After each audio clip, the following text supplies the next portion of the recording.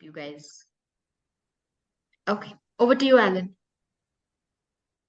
Okay, that's rather a quick introduction, but for one thing, I would much prefer, if it's possible for all of you, uh, to put on your camera so that there is participation.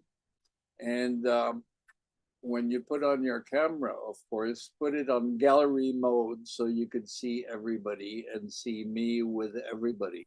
Don't focus on me only, but focus on the whole group because there'll be some participation, hopefully.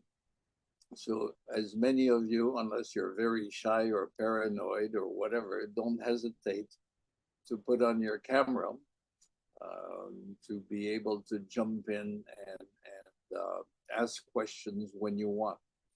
Of course, the best thing if you have noise in your environment is to keep your sound off.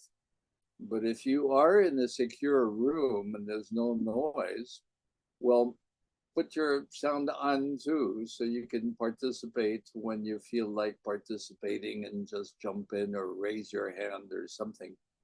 Um, so as to make this an active, well, exchange rather than a one-way communication. Um, so thank you for joining in. We will have a little experiment with subgroups at one point in time, and I will ask for volunteers. But first, I'll introduce myself. So I'm French, although I don't sound French. I live in Europe, both in Paris and in Bucharest in Romania. My wife is Romanian, and we travel between the two countries monthly. So it's practically 2 weeks in Paris. I'm in Paris right now, 2 weeks in Romania. And this on a monthly basis. I have a coach school in Romania and a coaching school in Paris also.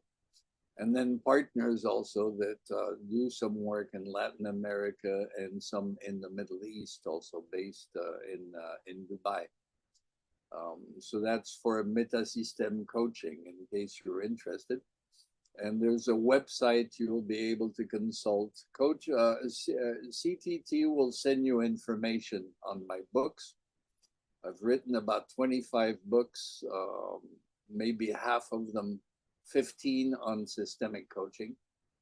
And I think about 8 or some are translated in English. Most of them are in French. There's a lot translated in Romanian, in Italian, in Spanish. So it's mostly in the Western Hemisphere, as you can see. Although I have worked in Beijing, I have worked in Singapore, in the Middle East, North Africa, but I'm mostly in Europe, and used to be mostly in Europe and the Americas. I became coach in 2002, MCC in 2002. That's when I passed my certification, and have been working with systemic coaching, individual coaching, team coaching, and organization coaching. I have 2 sons, 3 grandsons. Living in England. I just come back from England. We had a family gathering. And I must say also, I'm coming down with a cold, so my head is kind of fuzzy. I hope you'll excuse for that. A little more introduction also. I was born in Algeria, raised in Egypt, where I lived 16 years, and then studied in the States for 6 years. In Minnesota, and then have been in Europe since 1974. I am now 74 years old and still active, although theoretically retired. I really have a passion for coaching, and I'm still quite active. I wrote 3 books this year, actually. One was written before, but it got printed. So that's as much as I want to spend time introducing, unless there's a question. Any questions?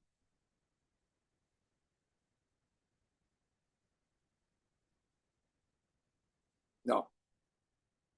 You guys are very shy, right?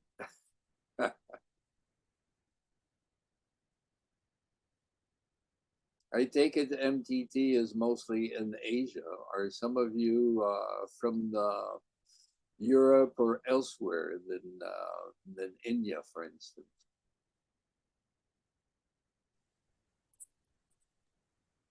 I'm from India, Mumbai. Yes. Hi. Elena, you're from where? Well, I'm from Northern Europe, a small country called Latvia, but I currently live in Japan. So you're In correct Japan. on both accounts. Okay, so I'll get started a little bit. The 2 days, the 2 days, the 1.5 hour is focused on deep systemic listening. Now, why deep listening? I think it's important to put this in a context because most of the time when people talk about listening, they quickly talk about active listening. And active listening is very often saying a lot of things and doing a lot of things. There's a lot of Western emphasis on being active. And we could say even in coaching, there's a lot of emphasis on being active. We could even say there's an obsession with powerful questions, solid contracts, active action plans, so solid action plans, and very, very powerful, we could say, concern in coaching, which for me is rather contradictory. In a way, if you listen to everybody talking about powerful questions, my powerful question is more powerful than your question. It sounds like a peeing contest, and it's very macho and masculine about being powerful here and powerful there and being very active. In my sense, coaching is much more of a feminine approach. We could even say uterine. In other words, it's about creating a context where the client will grow. It's much more of a feminine approach rather than being powerful and showing how powerful you are and identifying yourself with very useful action plans and so on and so forth. For me, coaching is much more minimalist. It means you need to stay out of the way. It means almost like when you're having a child, you don't pull and push. The child knows how to grow. You just keep a safe place and let the child grow. It's a uterine feminine approach. It's more protective and permissive than setting goals and action plans and wanting to see results and pulling and pushing and so on and so forth. And this goes all the way to listening because people talk about active listening. But when you're listening, there's nothing active about listening. The ears don't move when they listen. In other words, listening is receptive. It's not active. We should talk about receptive listening much more than active listening. Now, there's a lot of active listening where you reformulate and you get in the way and you punctuate and you do this and you do that to show you're listening. Some people even start, when you're face to face, they nod their heads and then they interrupt and get in the way and they ask questions and they think they're listening. Actually, no. They're too present. Listening is just listening. Yeah. So I'd like to propose an experiment where we will need a few coaches and a few clients. And you'll get out in a breakout room and you'll experiment following some directions I will give about listening, just listening. And it will be a short experiment. We'll have a short time to debrief, and we'll come back and then talk about the results of the experiment. Now, to do this experiment, of course, we need a few coaches and a few clients, and we'll put some observers also in the breakout room, so you don't have to be volunteer, but we need some volunteers to make this a useful, practical learning experience. So can we have a show of hands for the ones who volunteer? Yeah, put your yellow hand. I don't know if you have a yellow hand on the bottom to be on top of the page. A show of hands for coaches, people who want to practice the coaching role in the breakout room. Now we have 4. Now, I hope our organizer here is writing down the names for these coaches. You have 4 coaches.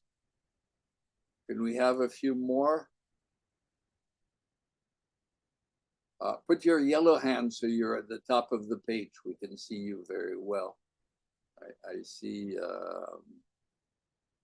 Muhalida, you're raising your hand, but you know the yellow hand at the bottom of the page? Where does it say how to raise your hand here? Okay, well, hopefully they got your name. Okay, great, great. So we have 5. Any more? We can have 5 subgroups.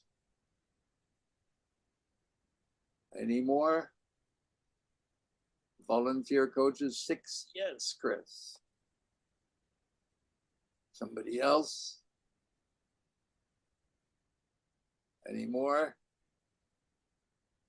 Yes. Okay. Catrion Muspat. That is a long name for me. Okay, so we'll say we have 6 coaches, 7 coaches. Great. So we'll stop at this. We can have 7, 8 7 coaches. So 1, 2, 3, 4, 5, 8 coaches. Great. Now we need. You can take your hands off. Do you have the names? Yes. Okay. Now you can start the groups with those names, but we need 8 volunteer clients now. Volunteer clients who are not coaches. So the coaches, you can take your hands off. Yeah. No. 8 volunteer clients, please, or else those coaches will feel very lonely.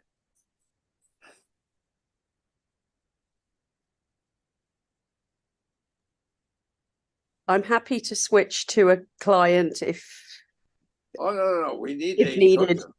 coaches. We need 8 coaches and 8 clients. Okay. Okay, so we have 2, 3, 4, 4 more, 4 more, 4 more. Come on.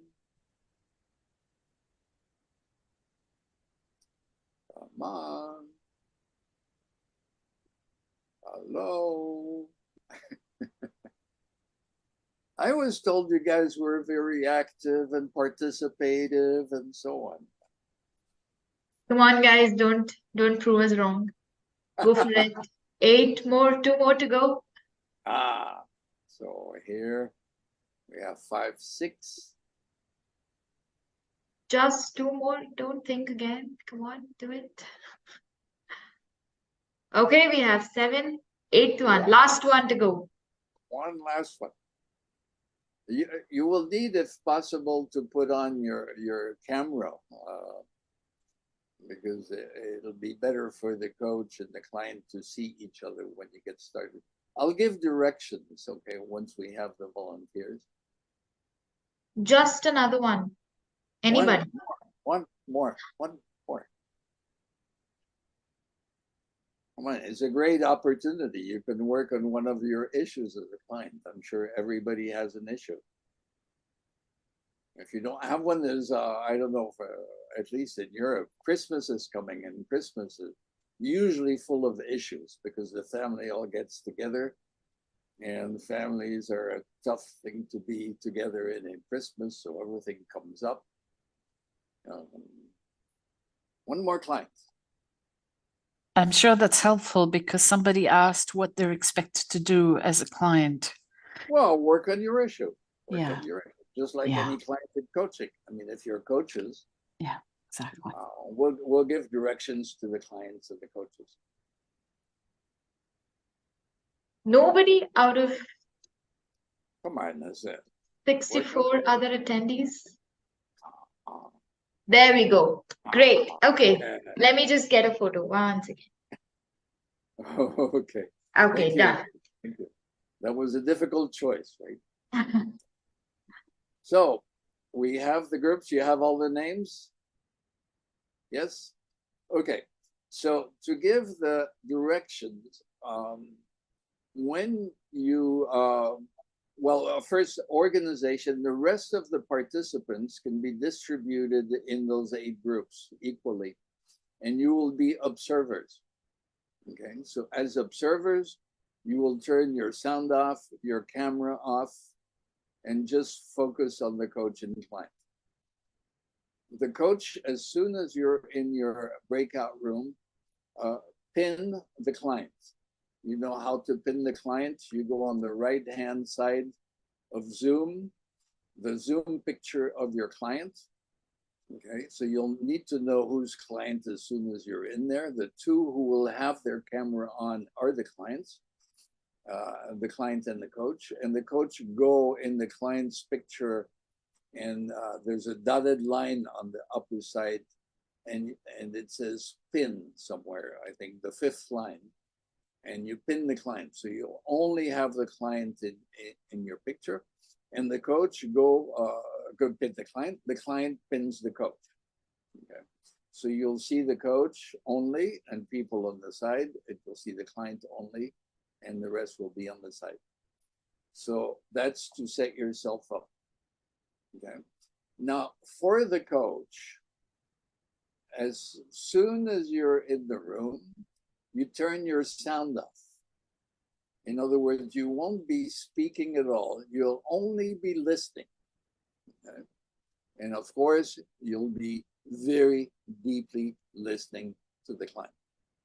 Okay? Now, the client will just work on your issue. In other words, start in there, do your thinking, take your time. You'll have ample time.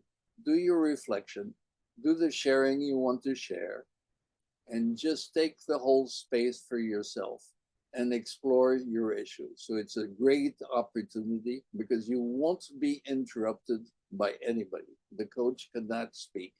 The coach's sound will be off. So of course, this is an exercise for the client in really taking the space and going as deep as you can, and for the coach to just really listen.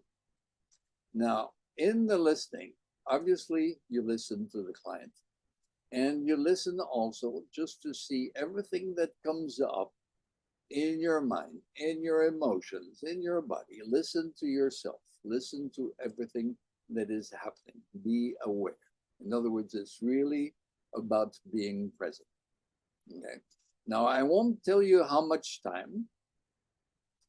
Are the groups ready? Hello? So, Alan, hi. Can you hear me? So Are I the- was trying to, sorry? Are the 8 groups ready? Yes, so the breakout rooms are ready, but the problem is Zoom doesn't allow us to create it individually. If I assign just the coach and the client, then others can't join it. So I'll do one thing. I will just call out No, the make 8 groups, and Yes. the coach and client know each other. Yes. Okay. So, and the coach and client will pin each other. The others will be both without sound and without picture. So everybody will know who's who. Okay. Okay? Okay. So I'm just going to read out. No, just send them. They don't need to know. They'll see the coach and client have their picture. So they pin each other. And the coach will have no sound. So the client knows their client. Okay. Okay. I have a question. How are we going to pin if we don't know who is the coach? Exactly. The only other person who you'll see the picture is the coach. So if you're the client, you pin the other person you see. Everyone else will be off with you. And all the observers won't have their picture. So you won't have any confusion there. Okay. I'm And the just coach- going to. And the coach pins the other person he can see is the client. Okay. And then the clients start talking because you're the only one with sound. So you can start working on your issue. And continue the whole given time. Don't stop before. Okay, we'll stop you. We'll tell you. We'll put a message saying you can debrief now. In other words, use your whole given time.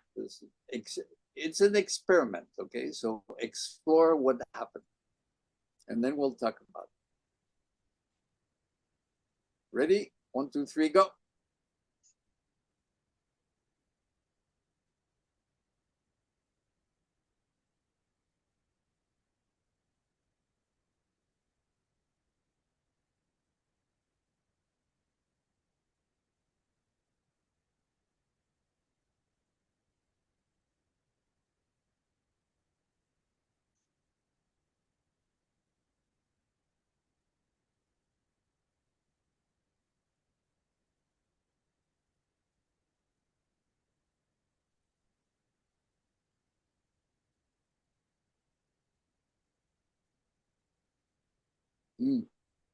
Some are not leaving or?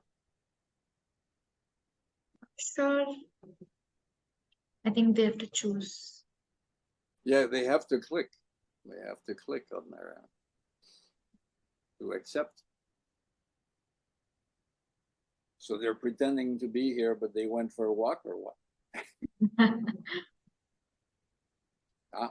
Send you. There's one that came back, so you need to send. You're muted.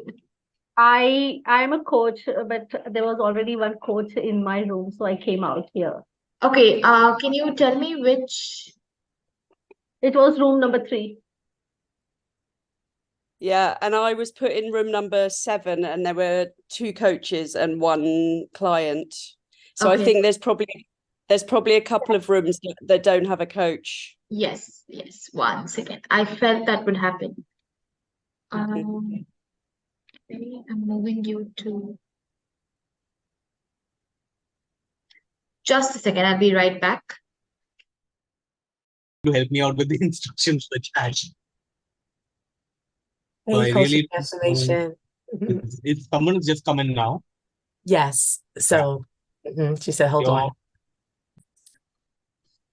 Hi. Are there 2 coaches or 2 clients here? We have 2 clients. 2 clients. Okay.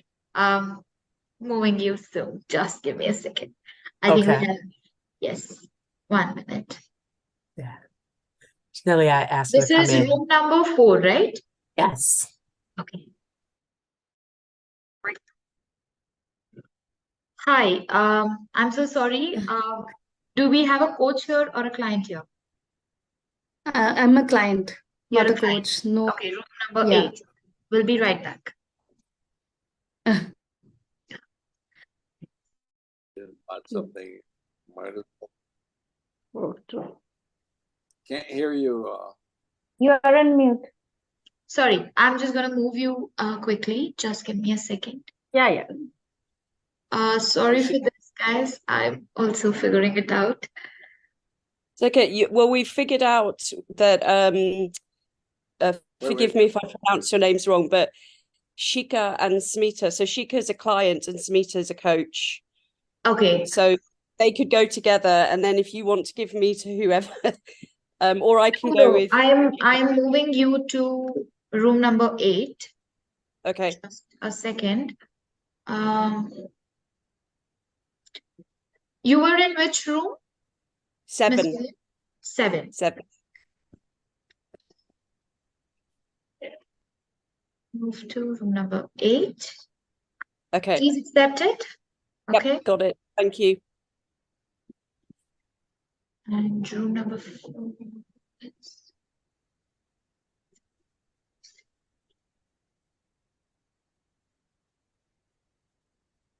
Okay. Now, Shika was a client somewhere. Yes. Shikha, you were client in which room number? 5. But there was already a client and a coach And there. a coach, right? Yeah, So hence I I think came out. room number 1 is somewhere we can move you guys. So you were in room number 3. I was in 3. Yeah. Yes. So Smita, I'm adding you to room number 1. And Shikha, you were in room number 5. Yes, I'm inside. Adding you to room number 1.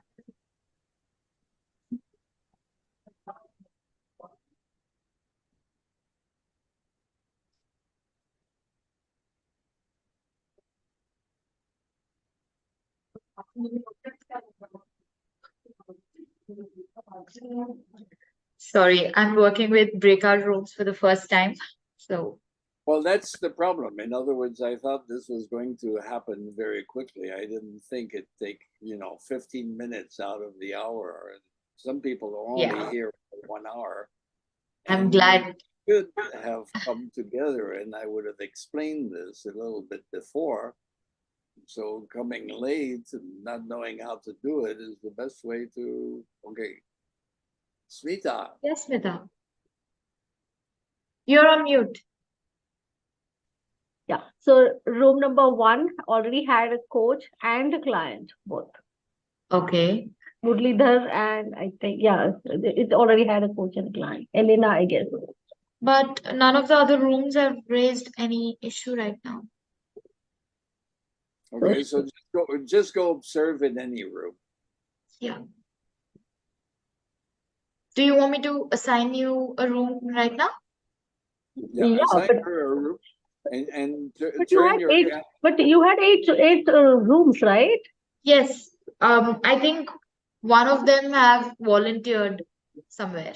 So that's the reason this is caused the issue. Okay. All right. So you're sending me to which, and there are so many people here too. So I don't know. So I sent you to room number 4. Okay. and turn No. your camera and sound off. Yeah. You can still join the room that I had assigned you. Room number 1. Okay. So can you assign that room to me, because I wouldn't know how to Okay. join? Okay. I do have the options. Okay. Yeah. Yeah. Okay, normally they would have been 8 minutes very soon, except for all this mess. So we'll give them a few extra minutes. And we'll just debrief 1 or 2 because there's going to be very short on time.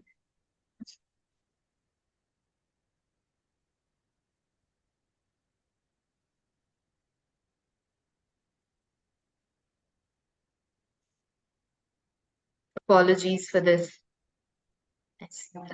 Well, you should apologize to the group because really, if they're coming and putting their time to this, they would expect something that's a little more flowing, I imagine.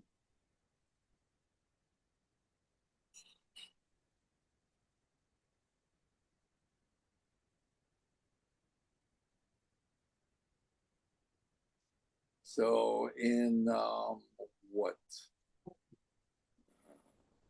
It's been 8 minutes. In 2 minutes, can you put a message across their screens? You know how to do that? Yeah, I'll do that. Okay. You can say coach and clients can debrief for a few minutes. Just put that message when I tell you.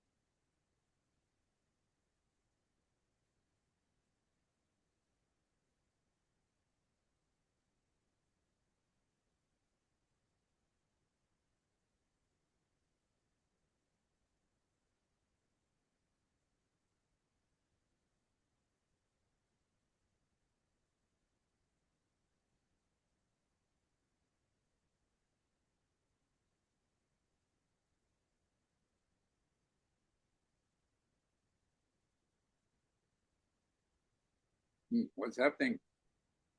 Oh, we are back in the main room. Vibhu was with me as a coach. I was the client. And I told you to work the whole time until we called you back. Yeah, we were just not sure. So we said, No, okay. no. I mean, I gave clear directions that I you mean, that work is the full time and not avoid. Okay, so you have a good avoidance strategy. okay. So then I was mistaken because that discussion came in and I was thinking that how will you know that we are done? And that's why I suggested that let's It merge was into the not about being done. It was about doing an experiment for the whole given time. I Okay. never said you come back when you're done. You're never done. Okay, so you're just doing what you want, and it's a good avoidance strategy. Okay. So can we go back then in that case? No, just stay here. We'll start calling them back now. Can you give them the message for 2 minutes? Did you debrief anything between you? Were you together? Yeah, Vibhu and me. Yes. Did you debrief?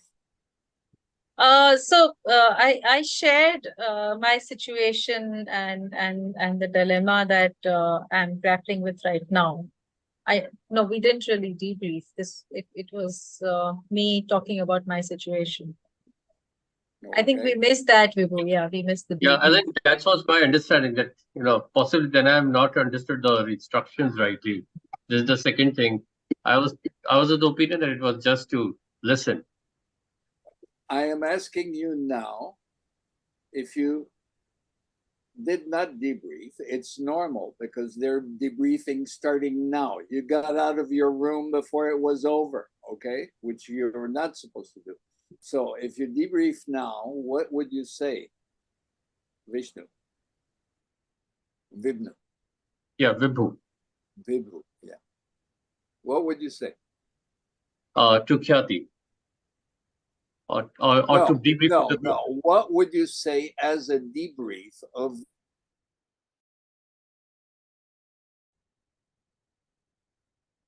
Hi, Aishwarya. Hi, you guys asked for help, so I'm here. Yes. No, we didn't. I'm actually done with my situation, and we are not sure if Namita can recap Yes, or yes. no. You guys can come back. Come back from the call. We are not sure whether I'm supposed to respond in any way because the instruction was that the coach should put themselves on mute and just listen. So Yeah, so we'll have the debrief session in the main room with the speaker. Yeah. And how do we go back to the main? You can just leave the breakout room. I see. For more. Possibly something more to come, say something more, and I was able to receive more. Now let's stop and bring everybody back.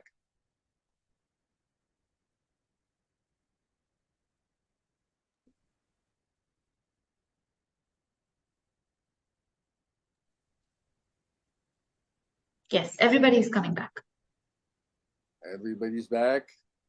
in a minute. Yes.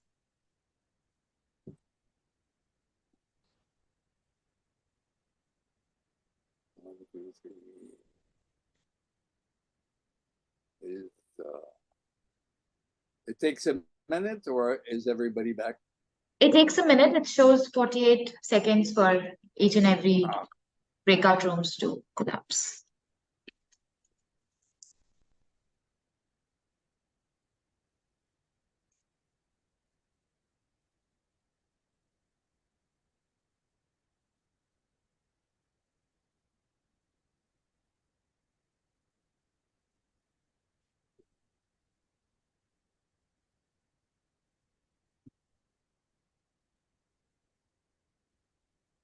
Okay, looks like everybody's coming back with some pictures here. Okay, we have to apologize because there's been quite a mess about the groups and you know, the coaches and clients and so on. I was hoping for a little more seamless thing, but welcome back. And we obviously won't have time to debrief all the groups, but I'd like to have some comments from one of the groups that didn't have a mess, who was able to use the full time. Okay, I see one hand up, so that's Namita. And who were you with? I was with Kiran. Okay, so who was coach, who was client? I was the coach. Okay. And you were silent the whole time and respected it. Okay. And you obviously were experiencing things. Can you share some of the things you were experiencing in yourself?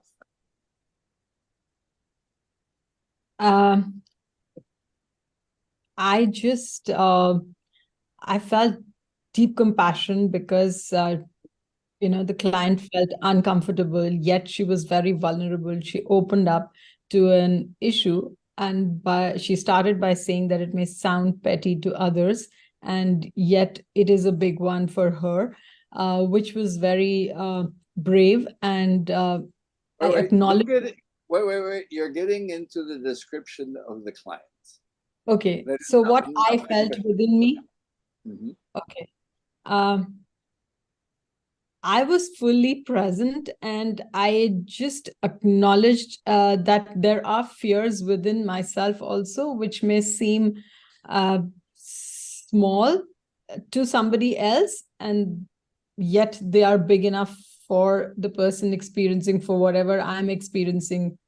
And that was the only thought that kept repeating what I was thinking. So the fear you were feeling, it was fear of what? Nothing particularly showed up, but I just could sense that, you know, the braveness in her to speak up is what I would probably do, just be out. And also that it's okay to have those small, unique fears. Okay. Did your clients talk the whole time, or did she get into some silence? She did get into some silence in between. Okay. How many? Twice. Okay. Did you notice that each time she got silent, she got deeper when she started talking again? Yes, she came up with those questions, which ideally the coach would probably ask. So she was able to come up with those, and she did go deeper into her own self by asking those powerful questions to herself. And like there was a time when she was silent, and post that she did ask a very powerful question, oh, what will happen when I, you know, so. Okay. And she did that twice. The second time she went deeper again, or did she enlarge? I think she was at large. more elaborative. So the first time she went to another level, and the second time she It spread. was expanding, yes. Okay.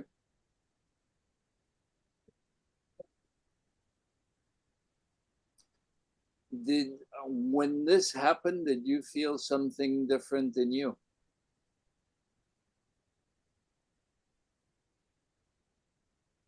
I felt more comfortable. Mm-hmm.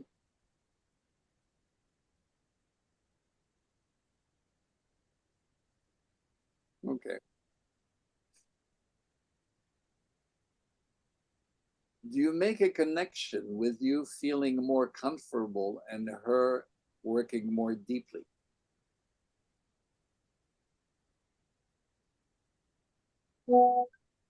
Yes, I think as she was reflecting on her own self and going deeper, it was easier because the reflection, I mean, she was bringing out stuff from within. And so that required me to just be present. Yeah. Hold the space for her. So I think that made me comfortable. Now, you're making it causal. You could probably make a different causality. In other words, as soon as you start feeling better, she'll go deeper. You're saying as soon as she goes deeper, you feel better. Okay. Now, if you take a look at a normal coaching process, the client will talk in the beginning and just give an introduction. It's sort of, social. And she's testing the coach to see if you're going to jump in or not.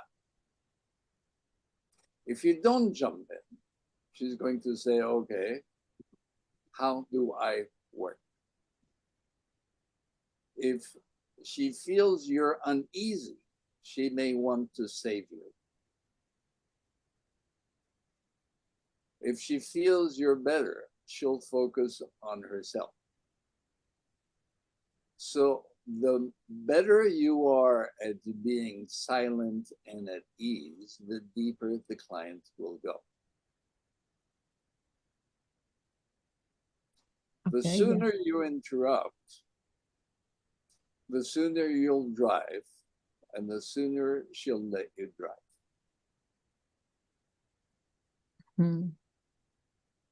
Okay? Yes. Now, I'll ask the client. The client was Kiran? Yes, hi. Hi, Alan. How was the experience for you?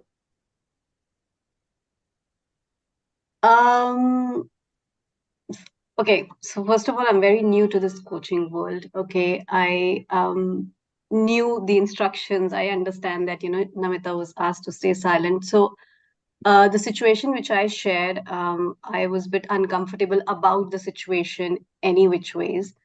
But then I just felt that, it's maybe a right time I can discuss, because that was honestly on top of my mind. Yeah. So you went into it. So how did you, you went to different levels, right? Mm-hmm. You came to silence. And then what? I knew somebody was, focusing on what I'm saying. Mm-hmm.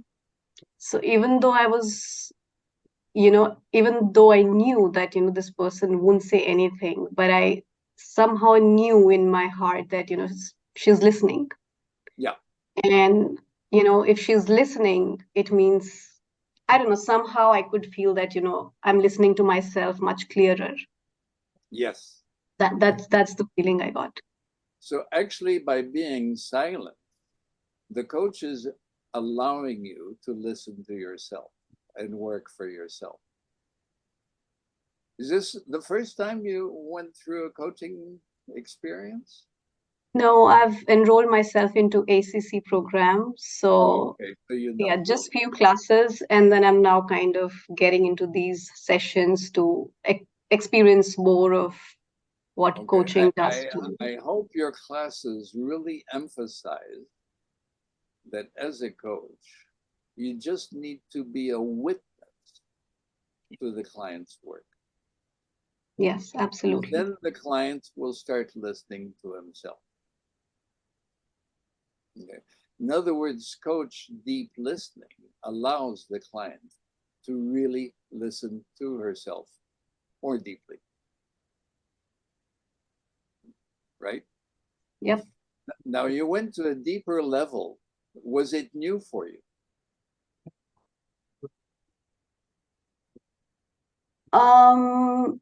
No, I have done that before. So you came to a second silence and then you hesitated to go deeper or add more on the same level? I'm not sure of that, but that thought was continuously in my mind. So I had no other thought that, whether the person is paying attention or not paying attention. Of course, I was conscious that, there are other people listening, and I don't know, I just somehow felt that I'm wasting their time with this, situation, which might not be so important for others at one point. However, I was continuously thinking of my own feeling and how I feel right now, what would happen in the future, if I continue to have that feeling. And I was just constantly for a moment thinking about myself, my feeling, and how perhaps I can think of, ways to overcome that thing or accept that thing. Yeah. Yeah. Did you discover anything new? 2 areas.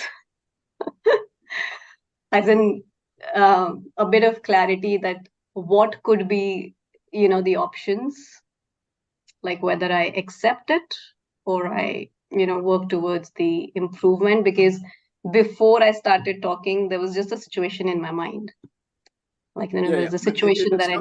Yeah. So you came to sort of one option is just accept it, and the other option was to do something about it. Was it precise? Not really, but Not really. just came up with the thought that there is an other option.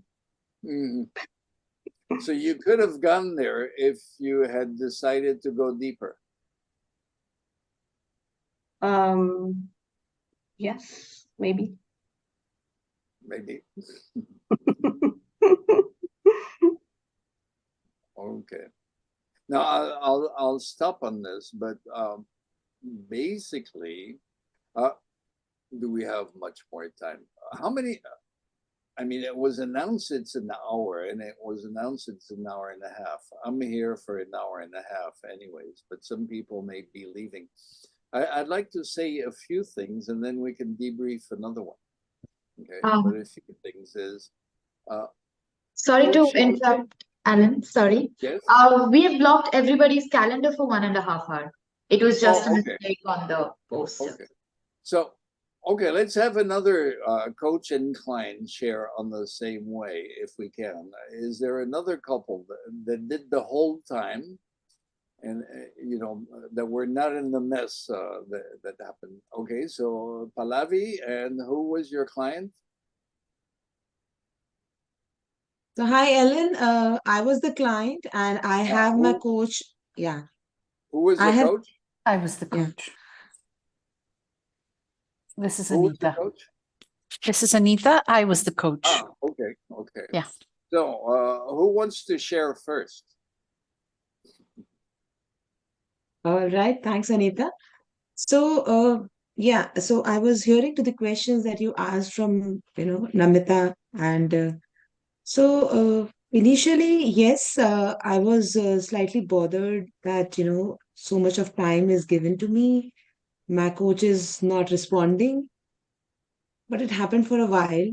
I'll say approximately after a minute or so, when I clearly stated my problem statement. But then when I didn't, there was a complete silence on the part of the coach, then I started thinking about that. What else? Why have I brought this problem to this session, to the coach session? So you went silent. For a while you talked, Yes. That was your introduction. And then getting no verbal response. I mean, you felt she was present, right?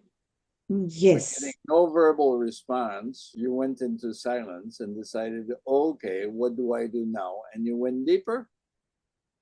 Yes. In fact, Alan, initially I did not share the introduction. I straight away jumped to the problem. Oh, okay. And yeah, and later I started realizing that why is this problem coming to me? And once I discussed about my background and introduction, I realized that was the reason that this problem is really creating a problem to me. Yeah. I'm just interested, not really in the content, but saying you spoke for a while. What I call an introduction is describing the problem. Okay. Right. And then you came to silence, which is, so what? She's not talking. What do I do? And then you went deeper, right? Yes, it did happen. Did it happen again, or what happened next? You said things on a deeper level, and then what? Then I started reflecting on my problem statement on own, because I knew that the coach is there who's listening to me. So I have to share it further so that they can help me No, they how can't to come help out you. of this. She can't help you. She cannot say a thing. Okay. So it made me think again and again about the problem and getting deeper to the problem, and realizing the solutioning. I mean, yeah, Did you start work? Yeah. Did you start working on some options? yes, at least I got the insight, the reason why this is bothering me. Otherwise, I never realized that. Okay, but why it's bothering you is not an option on how to solve it. It's more like an explanation. Did you get to options of what you could do about it? No, not really. Maybe more discussion was required. Okay. Yeah. Can I ask the coach's perception of what were the different steps in your silence? Did you perceive the client go through different steps? Yes, definitely. After the initial sharing, she went deeper, and then there was some silence again. She spoke up, and again, there was a second time, there was some reflection on, I'm not sure why things are happening the way they are right now. It's so unusual for me, etc. And I think by the third time, there was a sense of, is there anybody in the room that can help me with this? Oh, okay. So she was hoping for help from the outside. Yeah. Or a possibility of a, all of you are coaches here. Is there a possibility that somebody in the room has a point of view on this? A point of view or an option or what did you feel what was she hoping for? I think the answer to her question is what I'm thinking. She wanted to know why this was happening.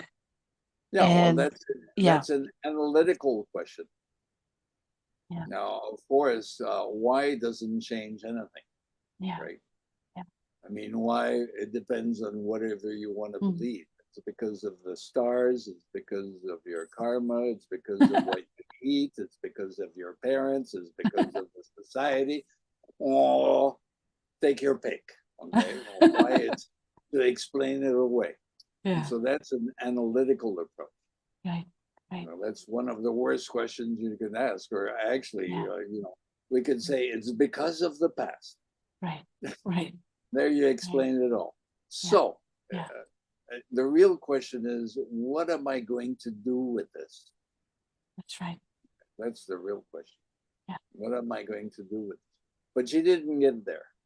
No, I don't believe she No, did. so it's more analytical. Okay.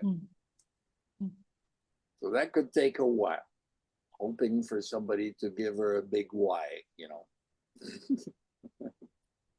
Now, coaching normally is focused, I mean, clients, after a while looking for why, will start saying, okay, what do I want to do with this? How do I move on with my life? What's my next step?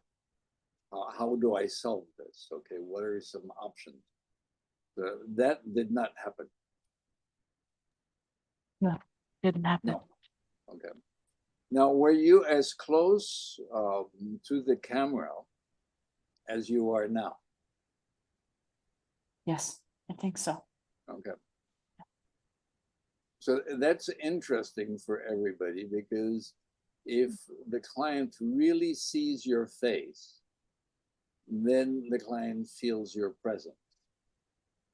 It's much better than if I'm sitting back here. Right. In other words, on Zoom, working on your presence is important, on your Zoom presence. Now you're aware that you have some kind of mirror effect in your glasses. Ah, yes. That's a great point. Yeah. Okay. Yeah. If you had taken off your glasses, even if you don't see much, your client, and she also has glasses, but less a mirror effect, your client would have felt your presence much more. Now, the trick, of course, is now I'm looking at you, but you're actually on the side of my screen. If I had you pinned, I'd be straight looking, you know. So if you pin each other, you have a face present. That is all that is needed, especially if you don't interrupt. She'll do the work she needs to do. Yes. But so far, she's more concerned why, not how or what do I want to do? How do I move on? But it doesn't matter. Now, you had the whole time, you had about 8 minutes, I think, 8 or 10 minutes, depending on how fast you got started.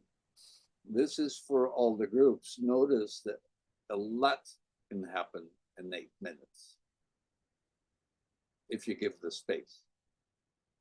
And you give the space with just deep listening.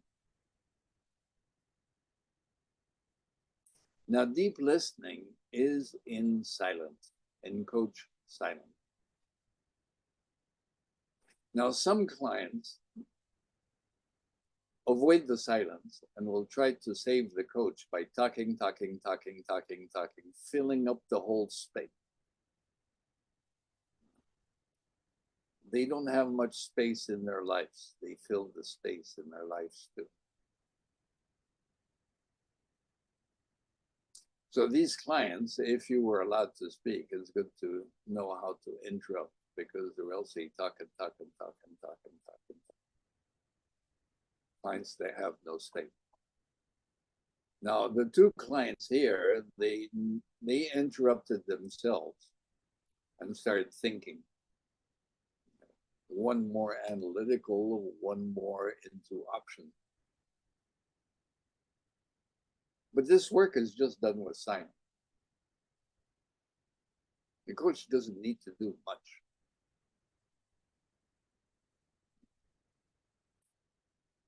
I have come to the point where I would say silence is the key, central, most important coaching skill. In other words, if you don't know how to be silent within yourself to make space for the client, then the client doesn't have the space to expand. And one way is to forbid yourself to speak. I'm not going to say anything. And just see how you are with silence. And then you will see that the client will expand into that silence and will start listening deeper and deeper to herself. In other words, coaching is for me like renting out an apartment, an empty apartment. The client is actually renting an apartment, empty space. Now they can do two things. Sometimes the coach fills that empty space. So he's actually stealing the client's space. He's got a program, he's got tools, he wants to prove something. But you should be completely transparent and leave the whole empty space to the client. Then what may happen is the client will start moving in with all their old furniture and clogging up the apartment with everything they have and they know. But when they move into their silence, they're starting to go on the edge of what they know. And then there may be a tipping point. They'll go deeper, find something else. And then you're just silent. And they may go deeper and they'll move forward. Actually, sometimes in 15 minutes, the clients really find what they were searching for years.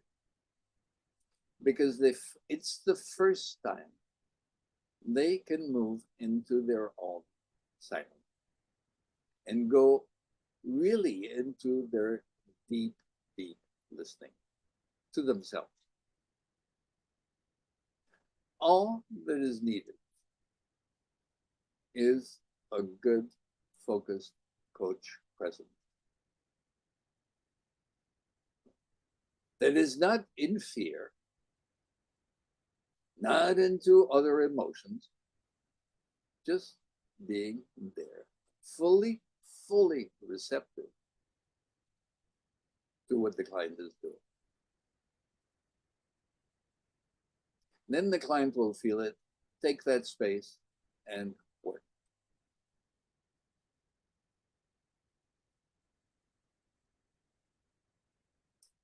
Any questions on this or comments? I have a question. Hi, I'm Deepthi. I want to ask a question. Yeah, go ahead. I can't see you, but go ahead. Yeah, I'm not keeping my video on, sorry.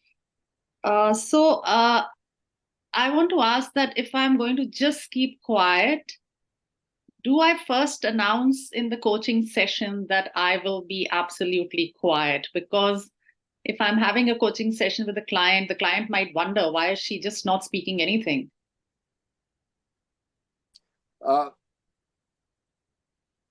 Try it. I mean, announcing things makes it formal. Just doing it. Try it. Push yourself there. Experiment with it. And notice your own fear. Notice your own fear. One person talked about it, I was scared.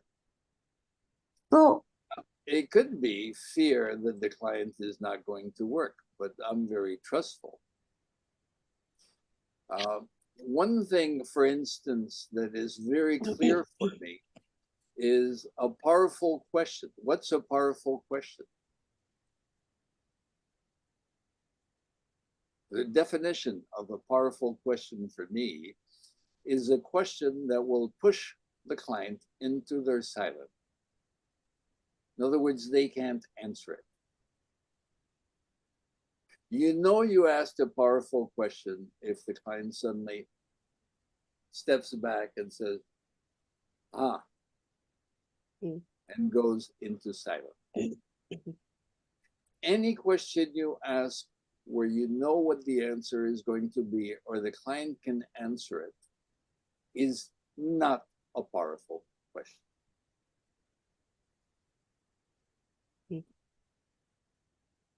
People like to say, I asked a powerful question, blah, blah, blah, blah, blah. It is in the conversation. It is not in silence. The client will have a real conversation with himself or herself, only in silence. When the client is talking, he's not working. When the client is silent, he is working. So my strategy as a coach is to push the client into his silence so he'll start listening to himself more deeply. And to do that, I will model it, that I am totally at ease with silence.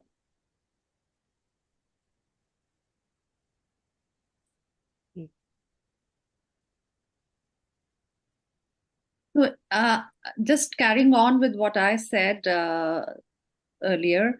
So I have been only doing peer coaching so far. And I have noticed if I keep silent as a coach for a little longer time, I don't see the client also talking, even they go silent. Mm-hmm.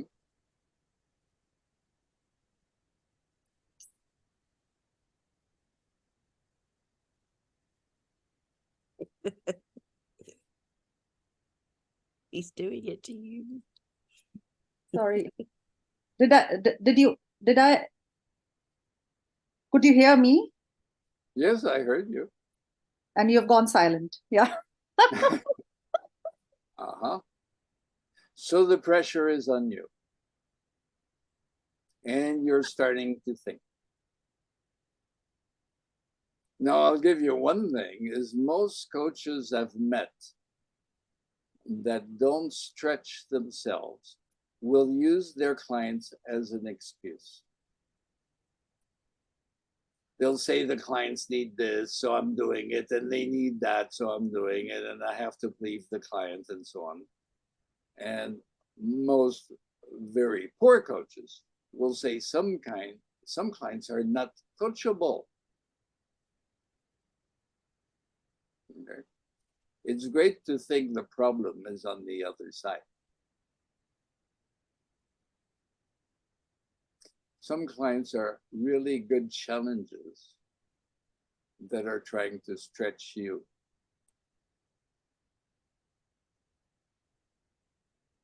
Now, I may interpret, but pas la vie, when you were talking, is you expect solutions to come from your environment.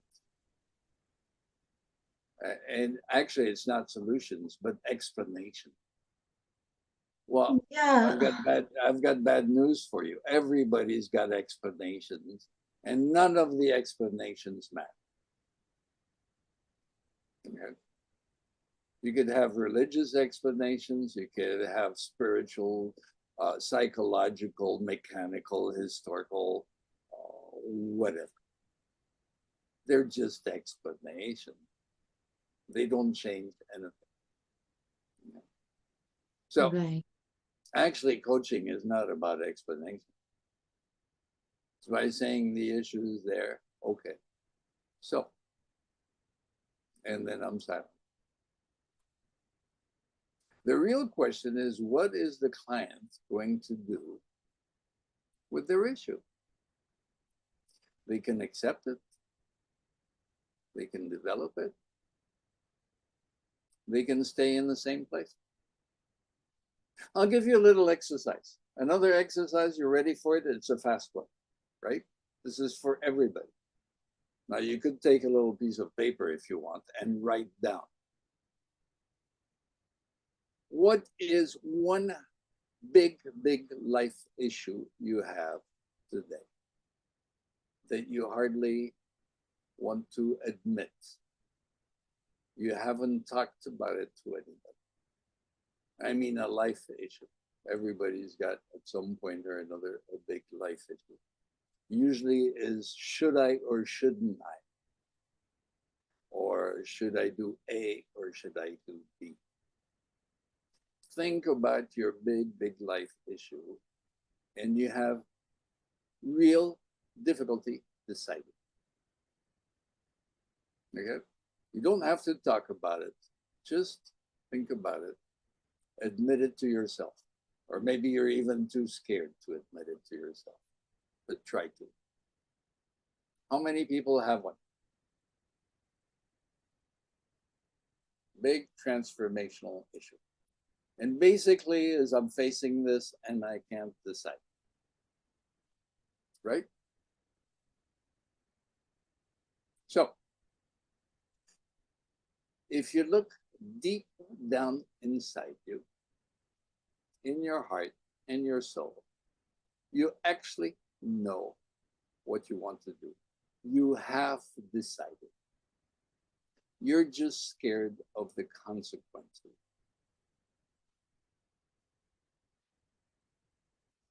But your heart knows what you want. Your soul knows what you want. So it's not a problem with a decision. It's a problem with the consequences of your decision. And not wanting to face the consequences, you say, I can't decide. But you have decided. Okay? So it's not a question of decision, it's a question of consequence. Now you're scared of the consequences because you're doing what we call negative anticipation. You're just looking at all the possible negative consequences. You're not really searching on how to deal with the consequences in a positive way for everybody. So pretending you haven't made the decisions, you're not working on making the consequences positive. Now, being adults, you know how to solve problems and make consequences positive for everybody. Taking the time to do it well. It doesn't have to be overnight. It could take a year. You know how to do it well. It could take 2 years, but you know what you want. And you know how to do it well. Okay. If you put your energy, your resources to it, reallocate resources, make sure everything will end up positive for everybody, one way or the other. So it's not a question of a decision, and you know how to deal with the consequence. So when are you going to get started?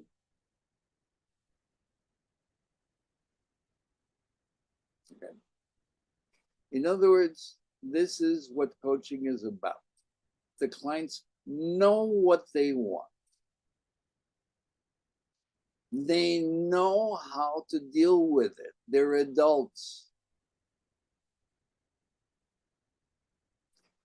They're just pretending they do. And they're getting a coach that 9 times out of 10 is going to reinforce this pretension. Okay? Now, if you really know your clients, and if you really know coaching, you just let the client work. Because they'll realize they know what they want, and they'll realize they know how to get there. And it doesn't take so much time unless you get in the way with your techniques.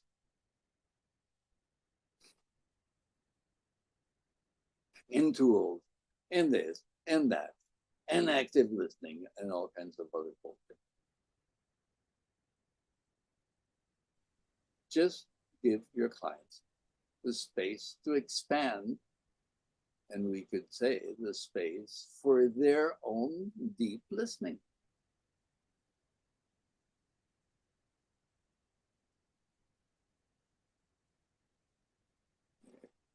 Is it clear? Somebody was raising a hand here. I don't know if it was to ask a question. It was not. Yes? Yes. Can I ask a quick question? I'll give you a quick answer. um, just on what you were saying is, so I was a coach, and if the client, so they know how to do it and they say they want to do it, but they're not doing it, and so it's like they're then stuck in their own story going around and around and around. And to get validation for this, they'll get a coach that will listen to the story going around and around. And companies who do the same thing, they go get Boston Consulting Group that will take a year to tell them what they already know. And it will cost a lot. It's called postponing. Yes. Coaching is actually a postponing strategy. Right. But if we remain silent and they're still spinning around in their story, if you leave them long enough, should they eventually? Now you can have different types of presence. Right. In other words, the client is going around and around in circles. I could go like this.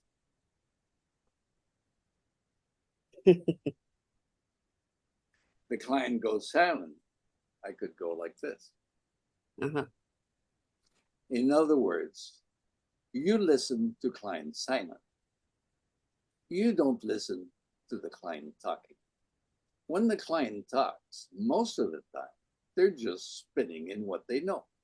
When they're silent, they're looking for their words. Yeah. Okay. You need to listen to the silent. That's deep listening. Okay. Listening, I mean, it's like deep diving. You have to get out of the shallows. Okay. Now, it's normal for a client when you meet or they start a session, they'll be in the shallow. They'll tell you about the issue. Okay. After one or two spins around the roundabout, they'll start saying, you know, how long am I going to turn around in circles? What am I doing here? What road should I take? And they may stop and think, that gets interesting. Okay. Yep. Usually when the client works, he's not looking at the coach when they're silent. Yeah. Usually when they're looking at the coach, they're trying to catch the effect of the story on their public. And if the coach goes like this with a big smile, I can continue feeding the bullshit. You do not acknowledge spinning clients. You acknowledge working clients and they'll soon start working. Now, I know a lot of coaches, the client talks, you know, big smile and so on. In other words, feed me some more.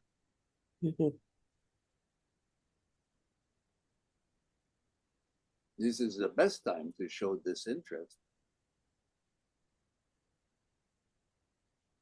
So you show interest when the client shuts up. I mean, it really works. That's deep listening. It's not shallow listening. It's not active listening.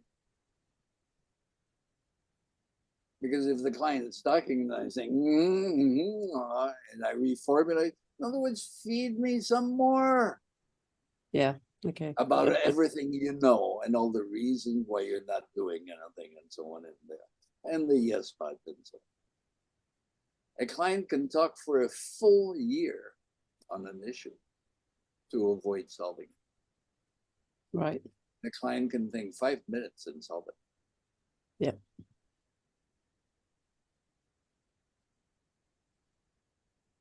Now, there's also other interruptive, but I would say if coaching is supposed to be a disruptive profession, it needs to be interruptive.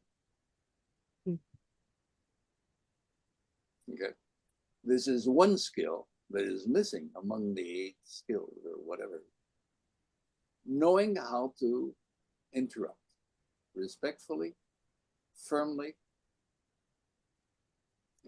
put a period to it.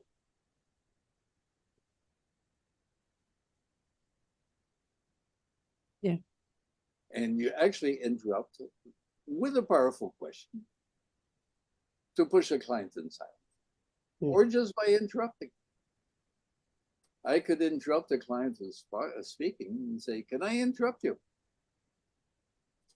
The client will stop and say, "Yes." I'll leave half a second, 1 second.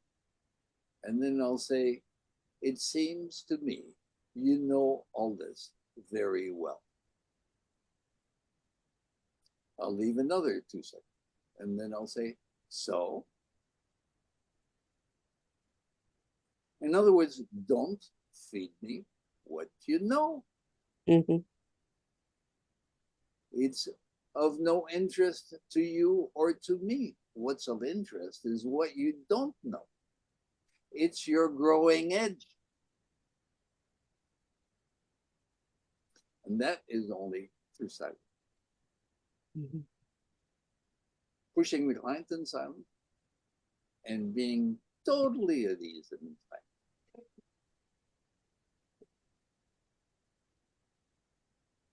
Thank you. Alan, Sunita Yes? here. So I have a question. Feel free not to answer it.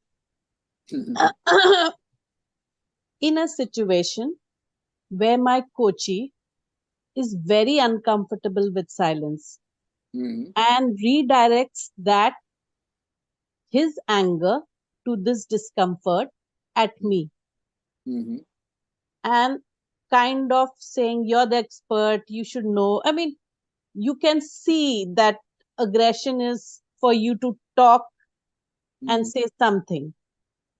How do you handle that kind of situation? Well, you could handle it a number of ways. But basically, you know how the client functions with other people in their lives. Anger is intimidation, and sometimes it even becomes harassment. Okay. So as a coach, you may start feeling harassed by your client. You could ask yourself, who is he doing this with in his life? And you could ask yourself, who is this client in my private life? In other words, you don't have a client in a systemic world that comes to you with behaviors unless you need to learn something from it. So if you have anger clients who are trying to get you to do something for them, like a spoiled child, give it, give me the answer, you're the expert. They're actually delegating to you, and you have to carry. Who does this in your life as a coach? Your private life. How many people are you carrying? What is this client trying to teach you? You need to find out a way to put a stop to it. Firmly, nicely, respectfully. No. You understand? Yep. In other words, all client issues are my issues. They all come to teach you something. Now we're getting beyond deep listening. It's systemic here. We're getting to systemic. Anytime a client does something, I know he's not doing it for me. He's doing it with somebody else in his life. Yes. Or everybody else. But I know somebody else is doing it in my life too. Okay, we're just together to reveal the pattern and work on it together. Now, there's a lot of systemic techniques to deal with this. We're not going to get into it. We need hours and hours. This is total training. As a matter of fact, it's been an hour and a half. But I mean, here we're just looking at the importance of deep listening, and that is with silence. What's that?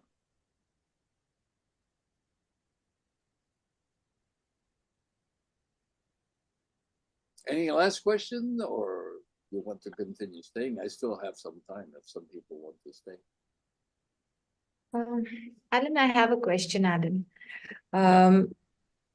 So you mentioned, you gave us the tips about, being very silent and listening to the client. But how do we as coaches, because from the time we have started, like I'm on my PCC journey, it's been 3 years plus, and we have been fed in with ask this question, ask that question. So now today I've been practicing to remain silent. How do I train my mind to also be silent? While I could keep quiet, shut my mouth and be silent. And you also gave us tips about how to react when your coachee is, saying, okay, speak. So that I have understood, but how do you get the mind to be silent? Practice. Now, you're talking about the institution of coaching. Okay, so you have the ICF. The ICF says you explain everything to the client before you start. He's got to know coaching and this and that. In other words, you start with a trainer's relationship. Because if you explain and explain and explain, the other one is getting used to you doing the explaining. In other words, you have the power, they don't. You're defining the context, right? Meanwhile, you're supposed to be in a low position. Now, these two don't meet. Yes. Okay? So are you going to be a coach to please the institution, or are you going to be a coach to be effective with your client? Second one. I would suggest that if you're trying to pass an exam, go ahead and please the institution. Yes. Institution is like headquarters of a big American company that will say, forget the clients, prepare a PowerPoint. We're the main client. We won this at headquarters by the end of the week, and everybody has to cater to headquarters demand. Okay? Right. Yes. This is the ICF institution. And they actually ask you to do recordings the clients pay that corresponds to the ICF needs, even if the client doesn't need it. Okay? So that's true. You do the calisthenics for the organization if you want to pass an exam. And as soon as you're done, start training as a real coach. Got it. Thank you for that. Thank you. And follow your intuition and follow your heart. Absolutely. And learn how to shut up and stay out of the way. Clients are good. They're much better than we think. I'm sure. Yes, I definitely would try this. Thank you so much for it. Thank you. Now, don't tell the ICF I said all this. No, though it's recorded, I'll definitely not tell ICF. Yeah, it's recorded. You can send the recording. Sure. I have a bad reputation, and it's well deserved. Thank you. Actually, there are lots of coaches without credentials of ICF or ACC or EMCC. No, I think it's important to get your credentials. I'm not saying don't. I think the ICF is doing an excellent job structuring coaching. Okay. I think the institution needs to be a little more humble. Yeah. And ask more questions and be led more by coaches. Okay. And be more at the service of coaches. Today, I have the feeling coaches are at the service of the organization. The organization is not at the service of the coaches. Yeah. But I mean, I can afford to be critical. I have my MCC. Okay. I don't have to pass exams. So get your MCC and get free of all this. Get your gives you good freedom. Any last question? I like to. Alan, this is something I've asked the admin already on this group. Where can we learn more about the foundational systemic coach training that you make? Training is, I mean, I'll speak for myself. We do training in the Middle East, and that's all in English and online, and is done by Haresh Manolescu. And basically, you have my website. I think that will be, and you can send me an email or put a message on the website, and I'll send it to him. He does it at Dubai hours. Okay, so it's for the Middle East. It may be closer to your hours. And that's for the fundamentals of systemic coaching. He does this training on a regular basis. Now, when you say fundamentals, people think it's for beginners. No, it's the core of systemic coaching. And it's there's a lot of experimenting and work with really powerful questions, and this kind of exercise that went through. Now, there's also a number of books I wrote, but I don't believe you learn anything by books. You learn by practice and practice and practice and practice. Now, in the fundamentals, it's about 63 hours, over 9 days, 7 hours a day. But there's hours and hours and hours of practice. I ask my participants to practice with each other 2 hours a day. For 3 months. That's 180 hours. And so it's like learning how to swim or to play the piano. You don't practice, you don't know how to do it.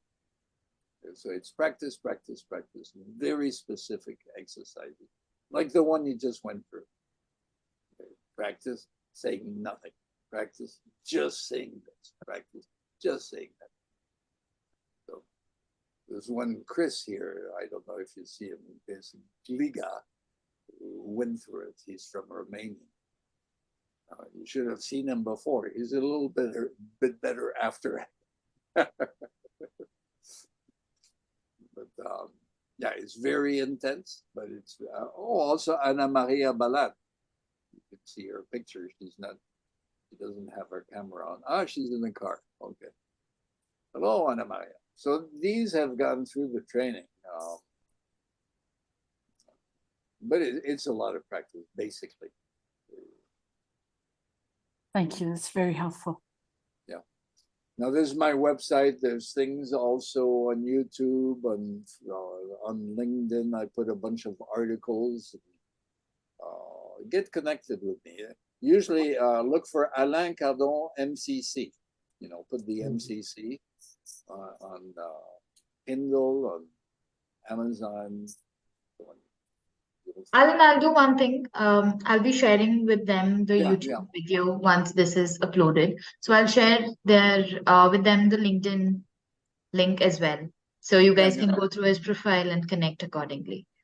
We have had a great session. Thank you so much, Alan. And thank you so much to each one of you for attending today. And I am extremely sorry for the mess that happened.